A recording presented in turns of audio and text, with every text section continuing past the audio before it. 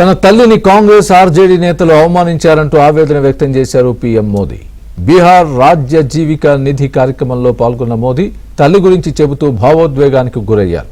ఇలాంటి వ్యాఖ్యల్ని బీహార్ ప్రజలు క్షమించరంటూ మండిపడ్డారు.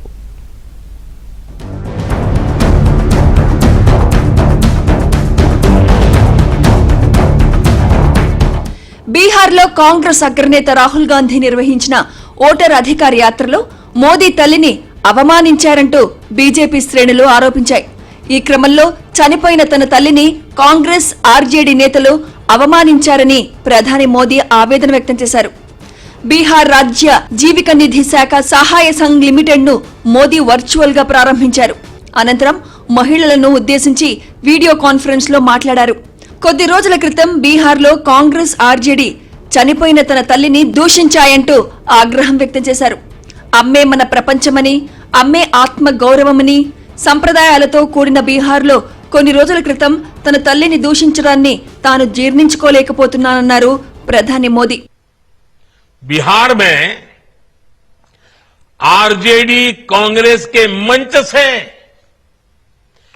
मेरी मां को गालियां दी गई।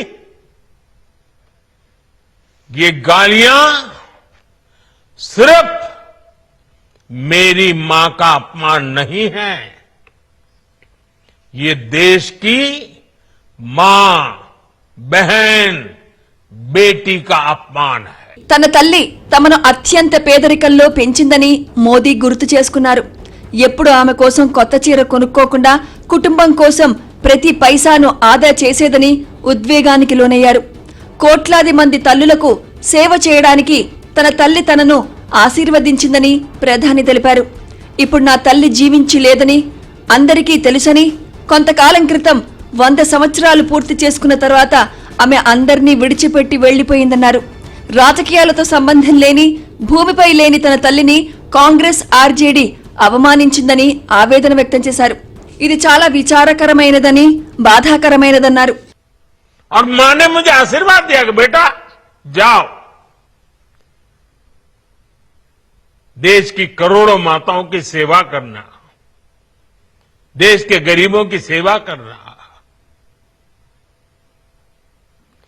उस मां के ही आशीर्वाद से मैं चल पड़ा था.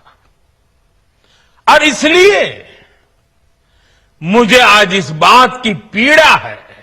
కాంగ్రెస్ ఆర్జేడీ చేసిన ఈ అవమానం కేవలం తన తల్లికి మాత్రమే కాదని, దేశంలోని తల్లులు, సోదరీమణులు, కుమార్తెలు అందరికీ చేసిన అవమానమని ప్రధాని అన్నారు.